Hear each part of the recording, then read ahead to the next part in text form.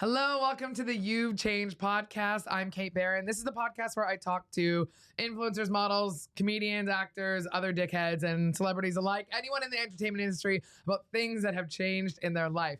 And today I have the amazing, talented comedian, sports enthusiast, football lover, cuck, Andrew Mensah.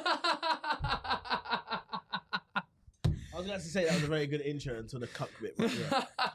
fuck you. Welcome, Andrew Mensah. Thanks for having me. I love About you. time. How are you? About time. This is episode like 12 or I'm some taking shit. a piss. The fact, yeah, I'm going to show you. But no, I'm glad. But I love you in private. You're like my dirty little secret. Hey, allegedly. Allegedly. Don't tell either of our partners that we're secretly in love with each other. Allegedly. I like a guy that has to stand on his tippy toes to kiss me. That's why I like you so much. Constantly. I'm thinking right. I think I might actually have to. How tall are you? You're like 4'11"? No, I'm 5'10". I'm just kidding. No, you're fucking not. No, I'm 5'10". Today I'm a bit tired. 5'10" around. Yeah. Not fucking height-wise. Get fucked. You're 5'10". Oh my God. I'm 5'10" on stage. Yeah, exactly. If you have a 10-inch stage, you are 5'10". I don't know. I don't ever. Yeah, I don't believe in height. Yeah. Okay, says the littlest guy in the room. I never don't check my height because I don't want to be. Because you don't want to hurt like that. Yeah. Why would you break your own heart? Yeah, so I just say I'm 5'10", and if you can't say investigate, fuck you. You gotta be this big to ride this ride. I'm 5'7", but I thought I was 5'8" forever. But I'm 5'7". But I've dated guys who are shorter than me, and like So they're 5'7". I dated a guy who was 5'6" for a while. Height doesn't it, but he We're had the same height in bed, isn't it? Exactly, and he had big dick energy and just a big dick.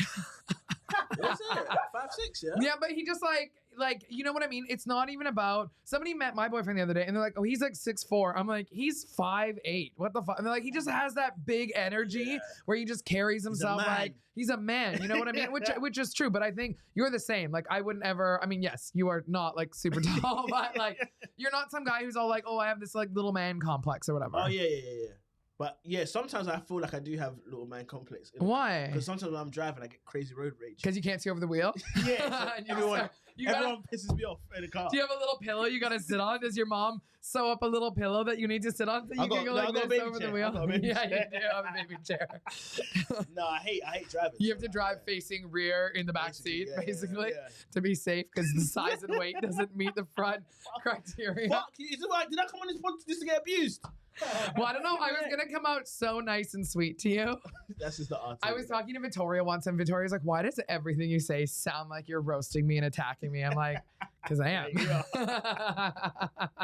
How are you? What's happening? You did an escape room on the weekend, and you're here, so you got out. Nah, man. Or they had to let you out. They let us out, fam. That thing was difficult. They are hard. Was it like math equations and shit? No, it was the Zodiac Killer. That's cool. It was sick. They were trying to scare you in that. So you walk through a dark room. Wait, do they have people in there jumping out? Yeah, no.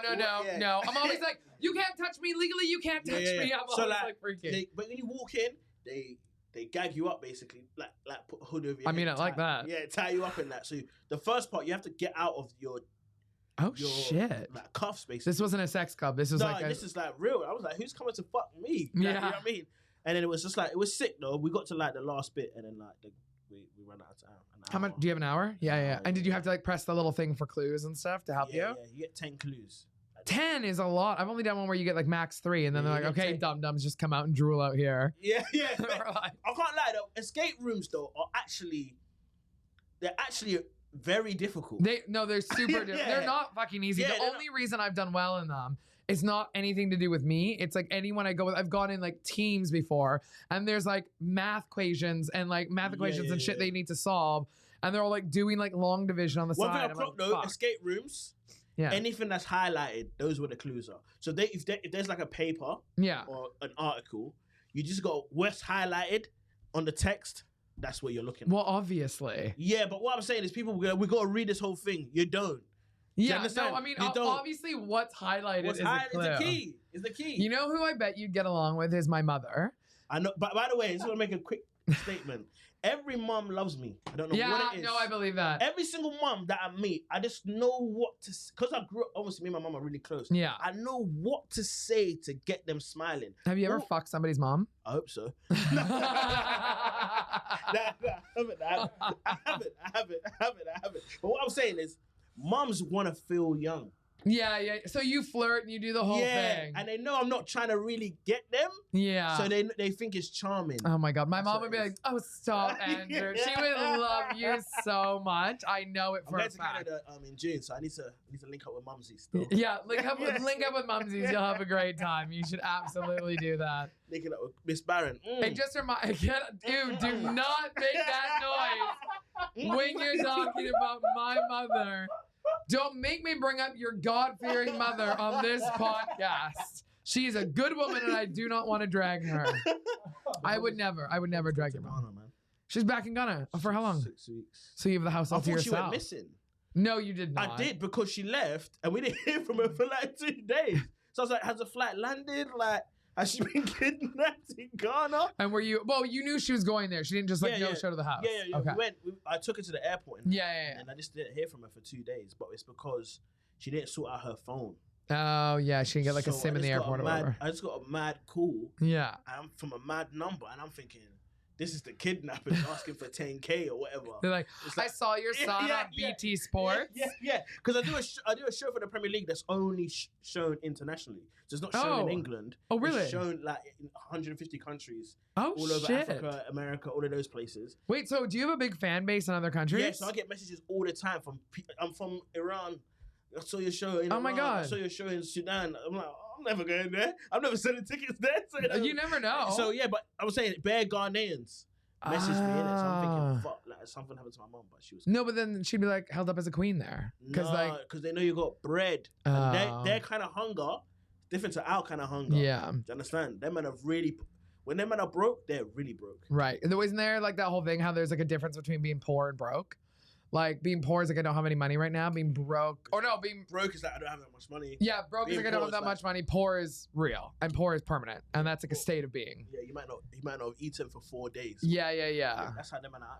It's deep out there. Yeah. Obviously, my mum out there is like she's up now, isn't it? So it's like she's gonna enjoy herself. And yeah. Well, that's good. How long is she there? 6 weeks there. 6 weeks. Yeah. So what are you gonna do while mommy's away?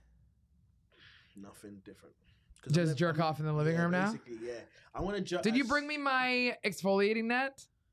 I ain't got that, but I'll tell my mom to bring you. Oh yeah, tell her to bring me some back. Yeah. Which color do you like?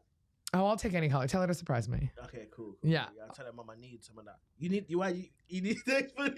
I know it's like because I use exfoliating gloves, but I've heard the nets are way better. And you know what I just saw on Instagram? I saw some woman who brought back, I don't know where she went, but she brought back like a ball this big of shea butter. Like it was a giant ball all wrapped in beeswax paper. It was like amazing. Bare stuff like that, like creams and like soaps. Yeah. And there's some African soap, That black African soap? Bruv, I know. If you think you're clean, you're not clean till you use that thing. And you know what? People use it as like... You're not clean till you use that But thing. I've seen like makeup artists and stuff, instead of like using all those like... You know how people have like, a 10-step skincare routine? Yeah. They'll go like, use this one fucking bar of this black African soap. It's like the best. Yeah. It's everything. Yeah, it cleanses you. Yeah, I think that's it. I think we overcomplicate everything with all these chemicals and all these fake products and shit. Here, there's so many like pollutants, legislations. Oh yeah. Companies have to use. So even like when you go. So when I went to Mexico, they have the Fanta, that's non-sugar. Oh. Yeah. So the Fanta here is not. It's like got sugar tax on it. That's why it's not that great. When you go to a place like Ghana or Mexico, they ain't got no sugar tax. So I was drinking the Fanta that I've never drank really before. Yeah. I got drunk. I got a sugar rush to my... I was like, whoa, what? Like, I was actually gone. Well, that's like when you go to Canada, it's going to be the same thing. Because Canada, like in North America, we don't have the regulations they do here. So food tastes different there. And like put bare processes in your tons of processing stuff. So like when you look at something like a box of like instant oatmeal, even I saw this thing where it was like they show the British one and it has like it's like oats, dried berries, whatever. The North American ones have like 27 ingredients and it's all chemicals and shit. But this is what the whole thing with Brexit, right? So the EU has banned like 1,500 additional chemicals that we didn't have banned in Canada and the US. So we're allowed to have it. But now that Brexit is done, all those big American food manufacturers are going to start bringing in all that genetically modified shit, all the processed shit, and then make Britons these like a bunch of fat fucks. Oh, is that why it's a big? It's part of it, yeah. Right? Because all the there's so many chemicals in food and they put sugar in everything.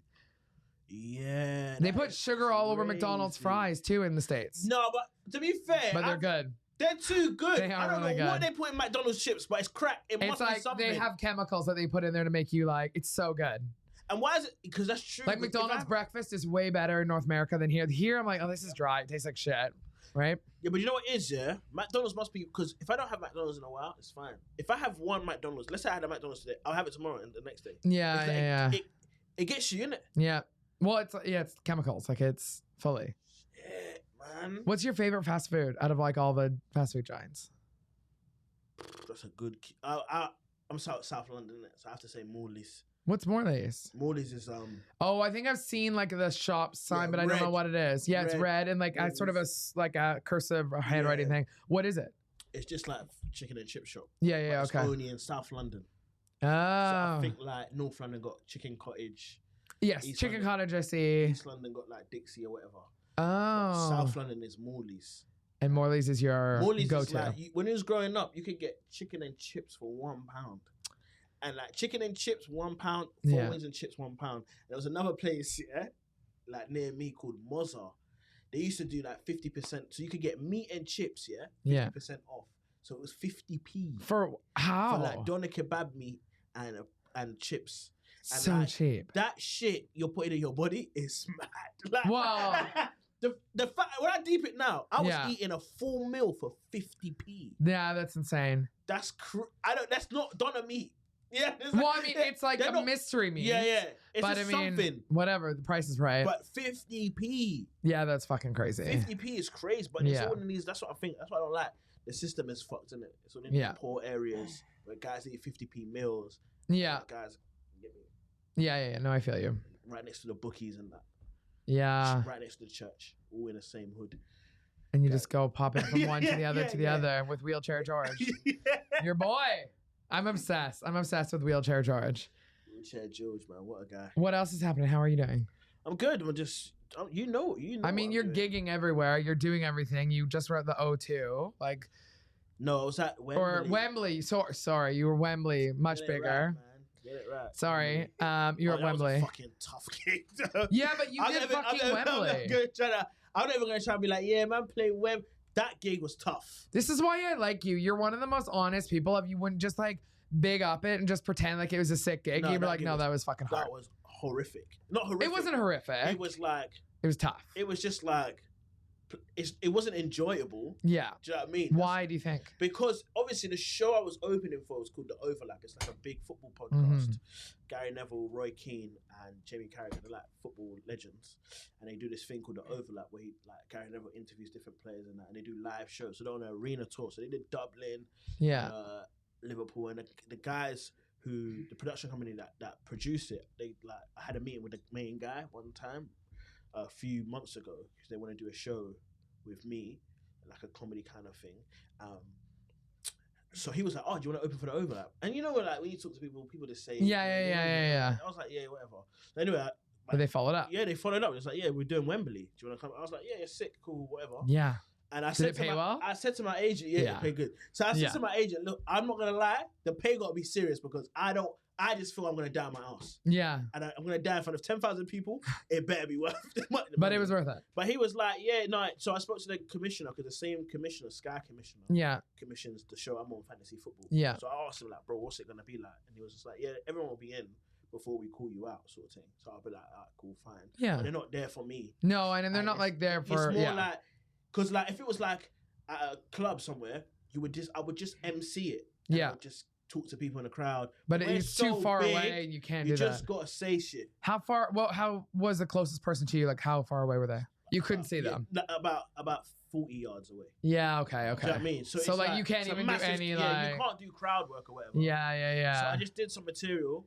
I had a load of jokes about football anyway, so I did all That's of those. Good. And then I just did like cheers and that, and then put the guys on. Because you're almost less of like an opener for like, you're not opening in like, You're like almost like just the warm up. You know how like TV shows have TV warm up, more. And you're the warm up to get them hyped to hear their live show, just so they're not walking out there cold. I don't get why they do that though. Because they're there for them anyway. Because people are there to see them and they're excited. Yeah, but I mean, it is good to have the audience a little bit warm and laughing and you know what I mean? So then when they come out, it can be hot right off the jump. They don't have to, waste any, even if it's 10 minutes. True, they have them hot right, because that's what your job is. Yeah, so I did that and it went as well as it could have. Yeah. Do you know what I mean? Well, that's good then. And I kind of, in my head, I was just like, this gig's going to be shit. So when I was up there, I wasn't like, oh my God. No, you don't freak. You're good at that. I was just like, oh, whatever, man. I was just here, whatever, I'm doing Wembley. Yeah. And then like bare stuff happened. Like bare people were there, like taking pictures. I told you about the girl that messaged me. Oh yeah. I was just like, what's going? This is show business. I was like, yeah, I'm going home. Showbiz. I was like, I'm going home. But yeah, the thing was great. And then like the guys, the footballers, they really love the stuff. So that's great. Yeah. And as well as it could have gone, like that's amazing that you got to do that. Wembley, so and you fucking did Wembley. Fuck you. I'm joking. Yeah, exactly. You're like, I don't like to big up myself, but fuck you if you didn't do it, losers. But no, it was a tough gig. It wasn't a gig like I enjoyed. Well, it's like those corporate-y kind of gigs that you do or whatever, or private club gigs. Like I was doing a corporate. You just go, if a club gig where you 10 out of 10 it is there, these ones at most are going to be 6 out of 10. That is good for one of those types of gigs. Exactly, it's kind of what you need to look at it at. You can't compare it to like storming at the store or whatever the fuck. Yeah, but that's what I'm saying. But I think that room, because I've seen comedy at the O2. Yeah. And I think if you was a big star, you'd do the O2? I would do Wembley instead. Oh. Because it felt a bit more. I've never been to either. Like I've never been inside either of them. O2 just feels too big for comedy. And what's capacity? 20K. Right. Okay. And every person I've seen there has sold it out. So it's not like they're slacking with the numbers. I mean, It's like everyone there has been great and it's been a good show, but there's something about seeing them. I don't like comedy, or I don't even like seeing music in a venue like that. I like intimate, like theater. Yes, a few thousand. Yes. When you're talking 10, 20,000, to me, I'm going, if I'm sitting at the fucking back where I can afford the tickets and I'm watching a monitor, why am I just not on YouTube right now? I would say theater is the best for comedy. Yeah, I think so too. I would say every theater show I've done have been easy gigs. Do you walk around on stage? I like walking back and forth on the stage. Yeah. They've been. It's nice having the room. Like clubs, I feel like you can't kill more than in the club. No. But there's so many elements in clubs that are against you, whether it's like people talking, drunk, someone launching.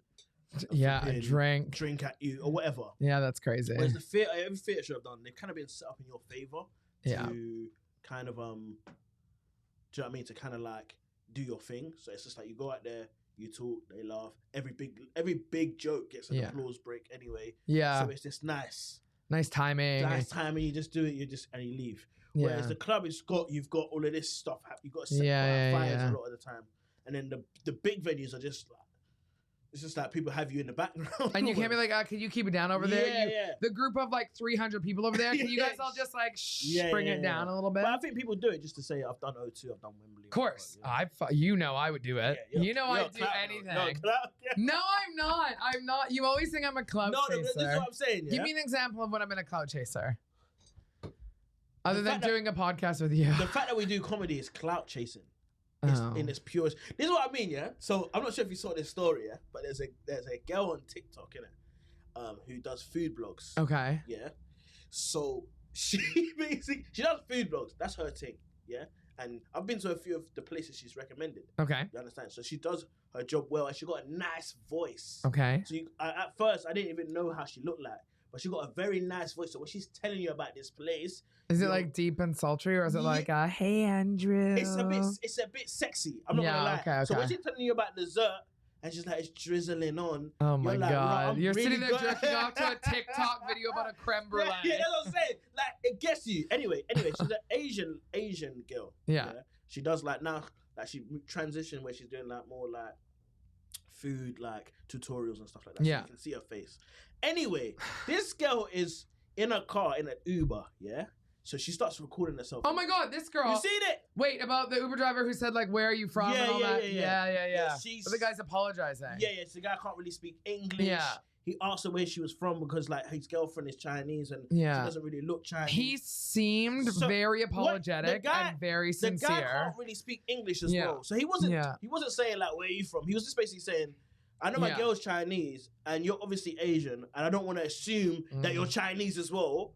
So I'm asking you where you're from. And also, he's just doing small talk, innit? He's a cab driver. Exactly. She records it in that. And I saw that. She does the fake cry. Did you see that bit? I turn it off after a bit, and then I've seen reaction videos. She gets out of the car, she does like the fake cry. Like the fake, like, I'm like, so she puts that out on Insta. Yeah. So let me explain to you. Explain to me this. Why is a food blogger who's known for food putting out her being a victim of racism?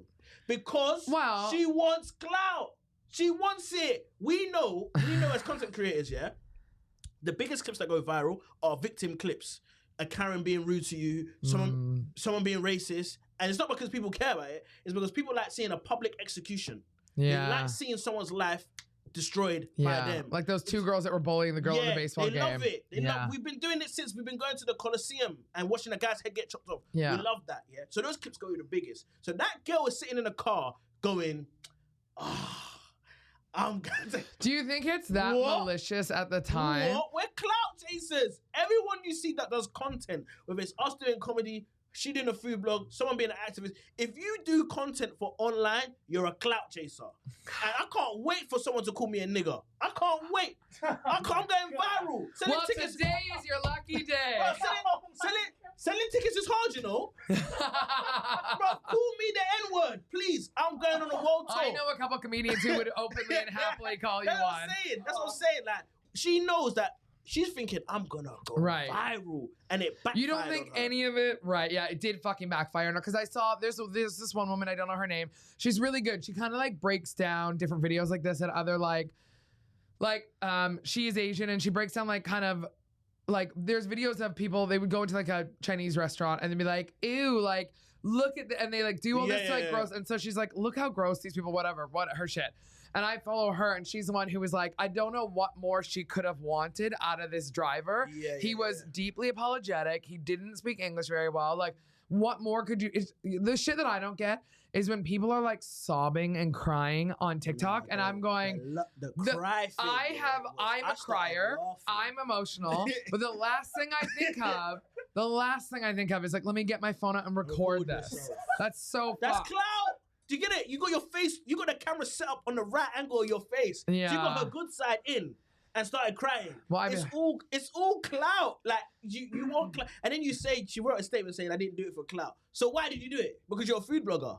You didn't do it to spread awareness. I know there's racist people out there. I don't need that information. You did it for clout. You did it so people could be like, and someone said this to me. Right, because she also didn't get the face or name of the driver, whatever, right in there. It's all just like this. It's not that you wanted to get this guy, because that's how you knew he didn't really mean it like that. Right. If you meant it like that, you would have said, no, this is who he is, this is his number plate, yada, yada, yada. Which is different if you see like a Karen being nuts and racist at like a shop, and then they film her being like, who is this? Did you see that one last week about the guy who walked by those like Asian people and said like, oh, konnichiwa to them? Yeah, see, that's same deal. And they were like, and they got rid of that guy. And he was just like, I have a business in Hong Kong, and they're like, that's Japanese, you fucking idiot. Like you are just a fucking. But for him, that's like that's for real. And like apparently the woman he's with is not his wife, isn't it? Oh no, I know they found that it's not his wife. That's what I'm saying. People like that, innit? So people know. Look how viral that clip went. You understand? So if you're a content creator, you know that you're waiting. You're kind of, and she just. Like, I don't like that, man, because the guy was saying, I beg you.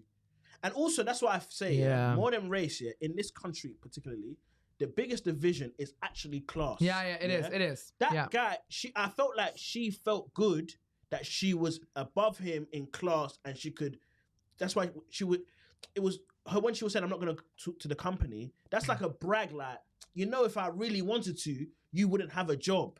Right, I don't like threatening. I don't like that. This guy's telling her, I'm begging you, because those guys who drive the cab, that man are immigrant. My dad was an immigrant cab driver. I know how hard it gets, and it's a fucking hard job. Do you know what I'm saying? Yeah, and you've got the shit you got to put up with, and then drunk people and being gross and being treated like shit. So fuck it. It's a hard job to do. Stealing, you know what I mean? So it's like, you know that you can do that, and you're trying to play the victim, and we're not buying it. Yeah. And I think we've come around a lot of this. I feel if she did that 5 years ago, she might have got what she wanted. But now I think people are coming around like, no. You know what I can't stand is the people who are like, they'll be like, oh, let me do this nice person for a homeless person. Yeah. And they're giving money to like a homeless person while they film themselves. And it's just so gross to me. They're like exploiting them like it's like they're not fucking people. And they're just going like, look at this sad sack of shit. I'm gonna go make his day. The best one I ever saw was this old woman, and this young guy was like, I'm gonna go make this old lady's day. And he goes and gives her flowers, and he's like, you're beautiful. She's like, why are you giving these to me? He's like, to tell you you're beautiful. And she's like, what is this supposed to be, some patronizing attempt to flatter me because you don't think I feel good enough about myself because of my age or whatever it is, and you want to, and it backfired. And she was like, amazing. I saw another girl that went on. Also, some things don't play in the UK the way they play in the US. Yeah. That's one thing I gotta say. Yeah. So like this, I've seen this guy. I actually follow this guy. He actually makes wholesome content. Like he will go there. He will go to a restaurant and be like, "Oh, can I get like a sandwich? I haven't got no money." Oh no! Oh yes, I love him. He's Canadian, I think. I love that guy. I haven't got no money, and they'll be like, "Oh, we'll make you a sandwich," and he gives them like bare money, that sort of thing. So this girl. So what? Another thing he does is that he will go to shopping and be like, make an announcement on the teller. Everyone, for the next 10 minutes, everything is free on me. Get the thing. So this girl tries to do a thing where she's like, you know what? I'm gonna go and pay for someone's food. Yeah. Grocery shopping. She's asking bare people and saying, like, fuck off, bro. And she started crying. She's like, oh, I don't know what's happening. People don't, but no one wants your charity here. It don't work like that. It's not America. Yeah, it's very different. No one's here for a show. Like, if you really want to help someone for real. Don't do it like this. Because it's theatrical. It's for clout. We all want clout. So you like clout? No, I'm just kidding. I'm fucking kidding. We love clout. I know that. Why don't I tell my jokes and go home? Why do I post it online? Yeah. I want clout. That's the truth. Oh my God. At least you know yourself. Yeah, it's the truth. We all want it, man. You are probably one of the more self-aware people in this industry that I've met. Like, you're more honest and like open about like, this is who I am. I fucking know this is who I am. I know I like clout. I know I want this. Or other people are like, no, like, I want to make people laugh. And that comes from the bottom of my, I mean, I do like to make people laugh, but also. Don't get me wrong. I don't think like, I wouldn't, there's a limit to how, and also I want clout in the way I want it. Yeah. I want it to do comedy right, and I want it, etc., etc. But ultimately, there's levels to everything, innit? Some people will flip in, eat arse on camera for clout. I won't do that. Is that an invitation? I won't do that. Maybe I will. I'll shower first. Depends how bad the career is going. But for the most part, I want to do comedy the right way, and I'm a comedy purist. Yeah, I feel like comedy, especially stand-up comedy, the art form of it is getting attention. Getting validation from these people. Well, we're all fucking have been through shit and are weirdos. And that's why we do it. So ultimately, you want clout. And the internet is just pushing clout. But the internet has made people want to be victims so badly. Yeah. No, I agree with that. Because okay, so let's... Sorry to cut you off because we have to get on with the podcast. But I love you. That was a rant, but I love you for it. You're so funny. You just quietly go, thank you. You are really a sweet boy. Do people know how much of a sweet boy you are? I don't know. I think people think because of my comedy persona that I'm like a degenerate or whatever. No, I don't think so. I'm really like. You are a good boy. Yeah, I like. You are. I'm very emotional. You are emotional. Well, you still live with your mom, so.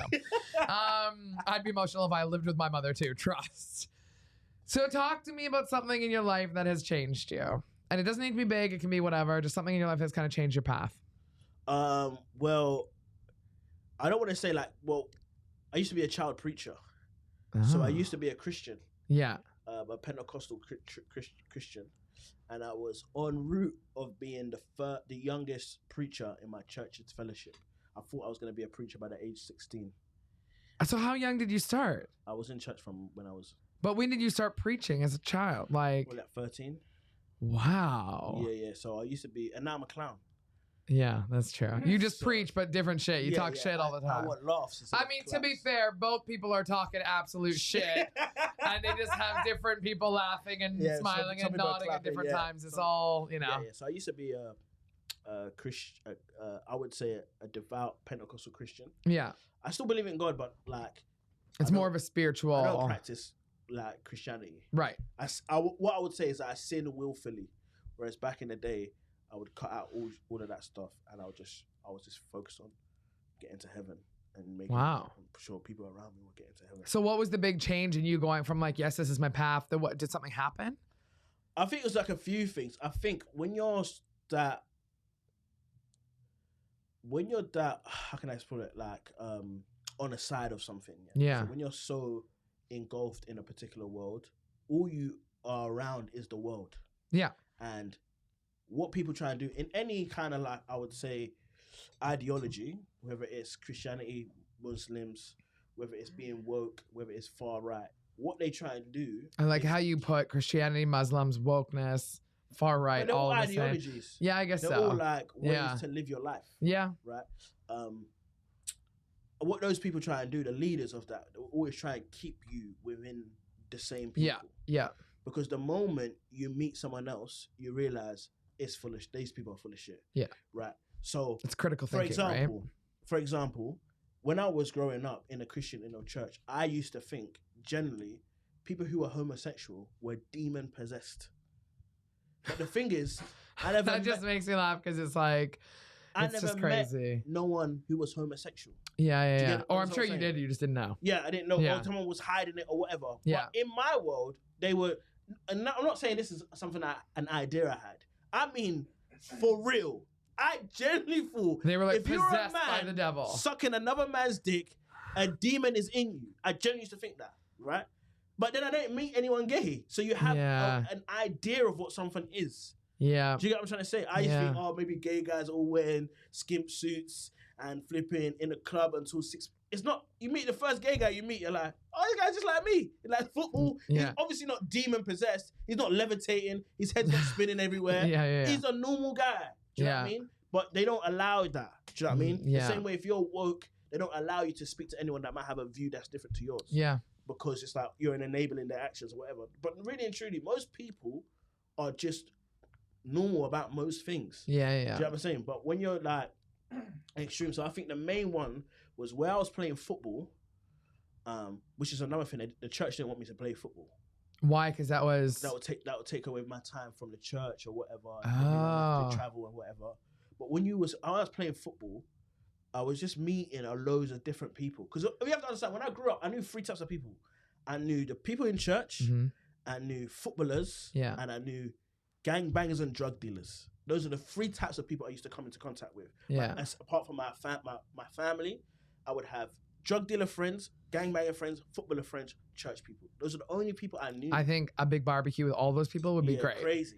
Crazy. So when I have a barbecue in my house, you get the church, you get the gangbangers, but then you start realizing that why is a gangbanger talking to a Christian and they laughing? Because everyone is cool. Yeah. Do you know what I mean? I think that's true mostly. I think there's a few people who just are like completely mental and like you can't even reason with them and whatever. But most people, I agree. And most people, even if they do shit or say shit you don't agree with, not all of their views are like that. And I don't think bad actions make bad people. I think people can do bad shit or do shit that is like not cool. But overall, they're not like an evil fucking person. I think they just, you know what I mean? I think a lot of it comes from ignorance and lack of experience, lack of education. The stuff that you were talking about, how like you were only surrounded by people who thought homosexuals were demon possessed. But then as soon as you get out and you meet people. There was never a form of understanding. Because to be fair though, I read the Bible still all the time. Yeah. The Bible's got very good principles. And I kind of want to write a joke about this, how God is good, but his representation is awful. Oh my God, that's good. Right? I like that premise. So it's like, if you read the Bible, and Jesus, the people that killed Jesus weren't evil people. They were the Pharisees. They were the preachers of their time. Yeah. They were the priests of the time. They're the ones that killed Jesus. So it's like, that always messes with me, how like the most religious leaders in the land missed God himself. Yeah. Right. And that's how it always is with those things. It's like Jesus was all about understanding. The part of the reason why they didn't like him, because he would be speaking to a prostitute or speaking to a robber or whatever. And it's all about him trying to gain understanding and help these people. Whereas what these people try and do is separate you from the people that you think have gone AWOL. Yeah. So you can kind of bash them. Yeah. So like when we would street preach, for example, there'd be other religions out there. There might be the Muslim group, but it was never like us trying to understand each other. It was just us saying we're right and they're saying they're right and just arguing all the time and trying to score points rather than why do we think differently? Right, yeah. Because what people are scared to do is go, oh, I'm actually wrong about this. Right, yeah. So people would rather be people would rather like not know the truth and be right in their head rather than be wrong. Yeah. Know the actual real thing. Yeah. And that's how I think I was back in the day. I was just like, this is the only thing I know. And then you just start thinking like, I'm only a Christian because my parents are Christian. Right. If my parents were born in Iran, I'll be a Muslim. I know that. Yeah. I'm not like... But I'll speak to some Christians and be like, no, Jesus would have found me in Somalia. Oh my God, no. No, he wouldn't have. No, you just grow up in whatever you grow up in. I love Jesus, but he wouldn't have found you. Yeah. Allah would have found you. Yeah, exactly. You know what I mean? Exactly. That's how I'm all for people having like religious beliefs, and because if you use it to be like, this helps guide me, give me faith and hope and guide me spiritually, make me a better person, yes. But when you use it to target and attack other people, that's when it's just like, to me, that's gone. Like, I can't take you seriously if you're always using it to do that. Like, but you don't feel like most people want power though? Yeah.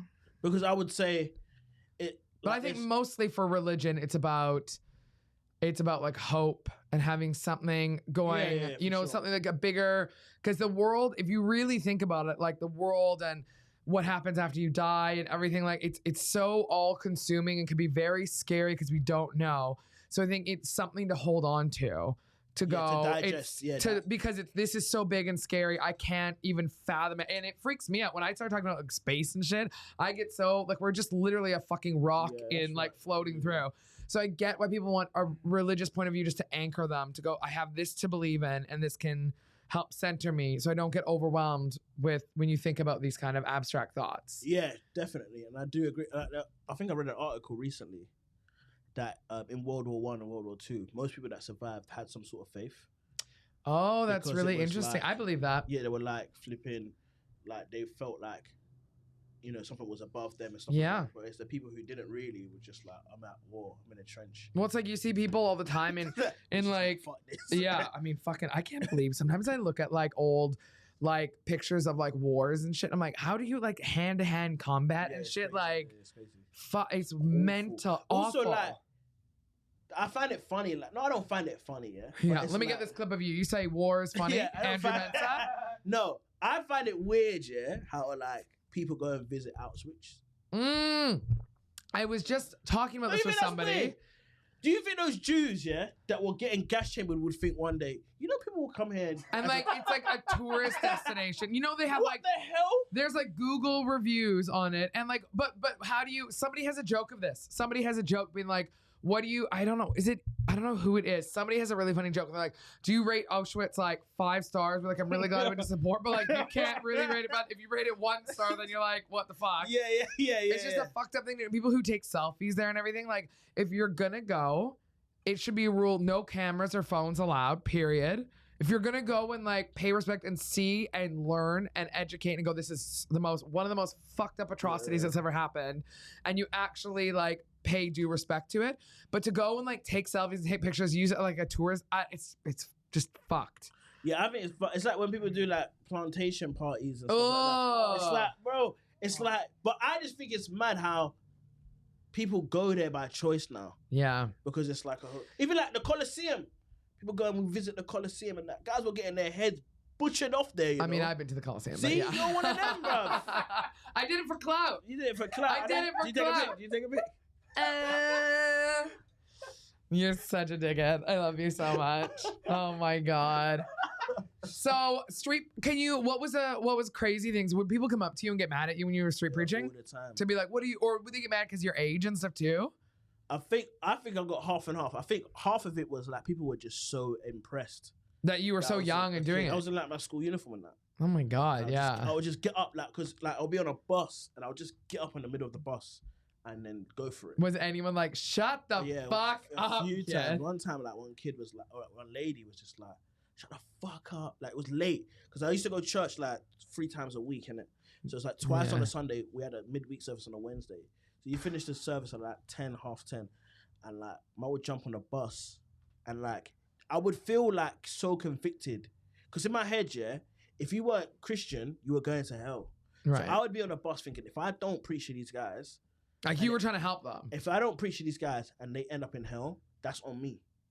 Wow. I would think that. So I'd be like, you know, I'm just gonna do it. So I jump on the bus. I would start one time. So it's like late on a Wednesday. I'm just packed 177 bus going home. I'm just preaching on a bus and I'm going in. You get me? I had no fear. I was going in. I'm like, wow. I have God with me. Ain't nobody fucking with me. Do you understand? So I was going in. And this woman was just went in for me. Like, shut the fuck up. You're just a kid. What do you know? And in my head, that's the devil talking. So I went in on her. Well, when women speak, it is the devil. Yeah. But now when I'm thinking about it now, I just think, wow, that woman was just probably had the longest day at work. And she's like, shut up, kid. The last thing she wants is some 13-year-old boy telling her she's going to hell. That's the last thing she needs. Would you tell her that? Yeah, so I was just like, now that I look at it, I just think about how rash I was. What would you do now if you were like on a bus or something and then someone got on and they were preaching at you and they're like really, that wasn't your religion? I'd start laughing. You would laugh. Yeah. You'd start filming it for clout and crying. Yeah, I'd be like, oh, this guy hurt me. Yeah, he's speaking to me. Told me I was going to hell. Yeah. I'm like, to me, those kind of people, I block them out. Like, it's just like outside. No, like I'm really good at blocking everything out. I can walk past somebody fucking bleeding out on the side of the road probably and just be like on TikTok and like in my own world. I was talking to Katie Green yesterday about something, and she's like, and I was like, wait, remind me what happened? What was that thing? She's like, I've told you about this. Or you knew about this. And I was like, I don't. And she's like, no, you did. I'm like, oh, I don't.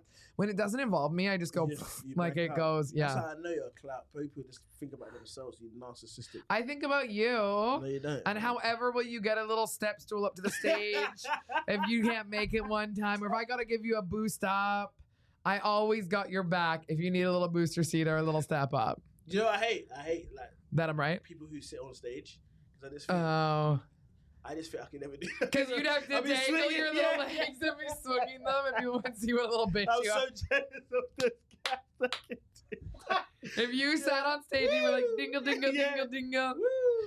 Oh my God. Yeah, you could never do that. Give me something that something in your life that you hope never changes ever in your life. And again, it doesn't have to be big, doesn't have to be. There's a lot, man. Give me just one thing that you hope never changes in your life. I would say I hope the love I have for the things I love now don't change. Oh, I like that. So all the people I genuinely love now, comedy, I hope that stuff never changes. I hope that never gets corrupted. That's good. You know what I mean? I hope like this, obviously we know the industry is a bit fucked. Yeah. Shit. I hope none of the stuff we go through takes away from the love of the actual thing.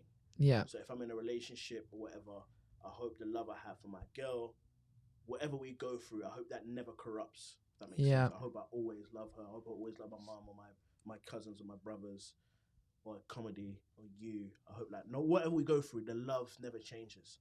Yeah. I feel like it can get corrupted sometimes by the shit you go through. But the shit isn't the thing. Like, the comedy industry isn't comedy. And sometimes people forget that. They forget. Yes. That. Oh my God. You know what I mean? That is so true. That is such a good way to look at it. Yeah. Because it is like two separate things. There's like the entertainment industry and then the actual art form of doing comedy. Yeah. And the art form of doing comedy is fucking pure, great and pure and amazing. But the industry, you get so wound up in it, and they makes you sick of one because of the other, because of all the bullshit. You didn't get into it because of that. Yeah. You got into it for clout. You didn't, first of all, clout. But you didn't get into your relationship so you could move into a big house. Yeah. So don't let the house destroy your relationship. Yeah. I was speaking to Matt Lucas, the guy on the show with, and he's like super like genuine and honest. And he was basically saying when he was married, like his husband, like they lived in a massive house, and like he would come home, and his husband might be like four floors up, so you might not even see him when you get home. Yeah, and it's like it's not good for your marriage. No. Do you know what I mean? Stuff like that, and that's what I mean. Like, I don't want it to be a thing of like all of these things we get or accomplish or don't get takes away from the stuff that we actually have, because we don't have the industry. Yeah. You get me? We don't have any of that. Well, I think COVID taught a lot of us. It taught me that anyway. To go, this industry can be like this, but also that can be taken away from you like that when like the people in your life are the real. That's what's real, and that's what you got to protect. And that's what you got to protect ultimately. Yeah. Just let that thing be what it is. Yeah. Because it's not in your control. It will swallow you up. And even if you get what you want out of it, if you're consumed by it, you don't like it, you think people are gonna take it away from you anyway. Yeah. So it's shit. Do you know what I mean? You don't even enjoy it while you're getting good stuff. You don't. Yeah. But if I'm being real, when it comes to comedy and all the success I've had, the only thing I've really enjoyed is actually doing comedy. Yeah. It's actually performing. Yeah, just being on stage in the moment. Everything else just feels shit. Feels like, or overwhelmed, or am I ready for this, or this and that, or why didn't I get this, or when I got it, I don't think I was good enough. The only thing I've done that I've enjoyed doing is actually doing comedy. So that's all I want to do, and that's all I should focus on. You know Are you good at telling people in your life that you love them and you care about them? I'm very affectionate. As you know. I'm very, very much affectionate. I show love. But the thing is about me, I think I've got low tolerance with other people who I don't really like. But you know what? You're someone then who you know where you stand with you. And I actually respect that because there's nothing worse than somebody go, I don't actually know if they like me or not. I'm just like on a weird. Everyone I like knows I like them. Yeah. And everyone you don't. If I don't like, you know it. You know for a fact, and you know it's your fault. And on that note, thank you for coming on the podcast. And so people need to listen because we're coming out with a podcast. Yeah, we're coming out with a podcast soon.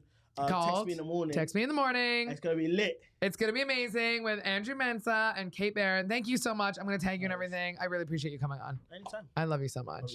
Okay, thanks for listening and watching. Bye.